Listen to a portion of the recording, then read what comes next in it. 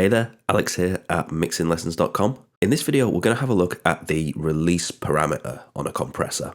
So the release parameter allows you to control how quickly or gradually the compressor stops turning the signal down, stops applying gain reduction, and allows the signal to rise back up to its original level. And so with a faster release setting, the compressor will allow the signal to rise back up very, very quickly. And with a slower release setting, the compressor will allow the signal to rise back up more gradually.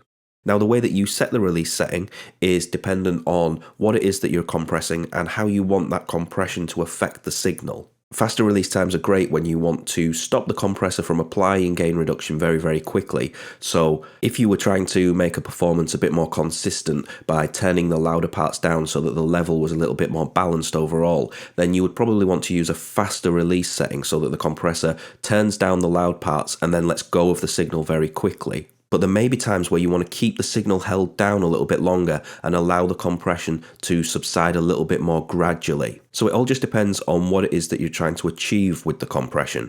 Sometimes if your release setting is too fast, then the compressor will allow the signal to spring back up in level too quickly, too rapidly, and it'll be very noticeable and sound very unnatural. At the same time, if the release setting is too slow, then the compressor may allow the compression to linger for too long, and the compressor might not fully recover in time before the next part of the signal comes along, which requires compression. So your release setting allows you to control how quickly the signal rises back up in level in a way which is appropriate for the signal that you're compressing and how you want that compression to affect the signal.